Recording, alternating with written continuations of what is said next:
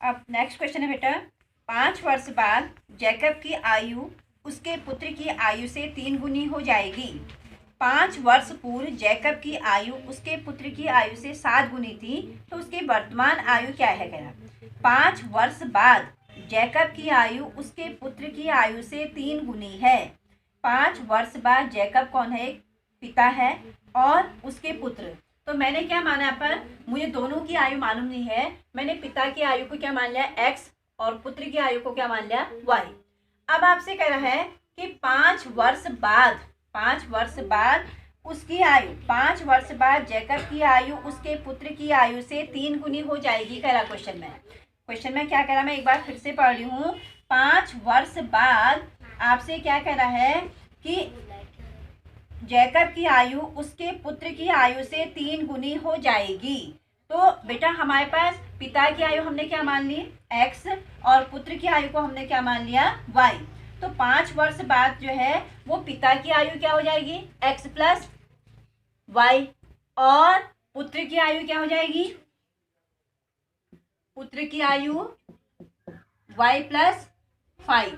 ठीक है, फिर उसके बाद आपसे कह रहा है 5 वर्ष पूर्व के लिए हमेशा क्या कहता है माइनस कहता है। जैसे वर्तमान में आपकी आयु जब सपोज दैट 15 साल है, तो 5 वर्ष पूर्व आपकी आयु कितनी होगी, 15 में से 5 को क्या कर दोगे माइनस। तो उसी प्रकार 5 वर्ष पूर्व पिता की आयु भी क्या होगी, कम होगी, और x माइनस 5 पिता की आयु कम होगी तो अपने आप ही बेटे की आयु भी क्या होगी, कम होगी। तो पुत्र की आयु कितनी हो जाएगी हमारे पास y माइनस 5।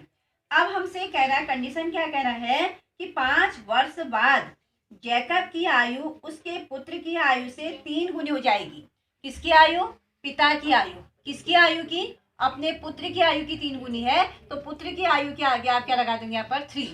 तो x प्लस 5 इक्वल 3 से अंदर इंटू करोगे 3y प्लस 15। नाउ ये 3y प्लस में था, इधर आके क्या हो जाएगा माइनस, तो 15 अपनी जगह रहा, प्लस 5 था, इधर आके minus 5, x minus 3y equal 10। Equation number क्या हो जाएगा फर्स्ट।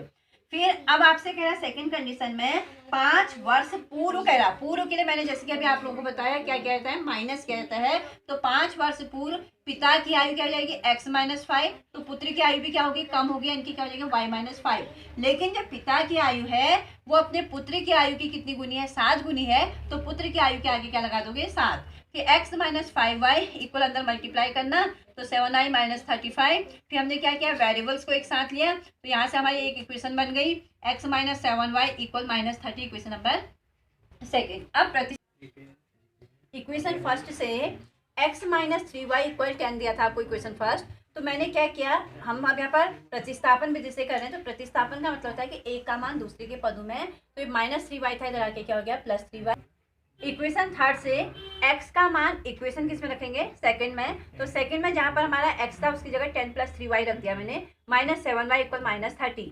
अब मैंने क्या किया, ये प्लस 10 था, इधर आके क्या हो गया माइनस 10, इस 7y में से 3y गया तो माइनस 4y, इन दोनों को ऐड करो माइनस 40, माइनस से माइनस कैंसिल हो जाएगा, ये 4 इंटू में इधर कहा जाएगा इसके अपॉन में, तो y इक्वल क्या जाएगा 10। क्योंकि हम वर्ष निकाल रहे हैं तो 10 वर्ष की हो, मतलब पुत्र की आयु कितनी जाएगी 10 वर्ष, क्योंकि हमने y क्या माना है, पुत्र माना है।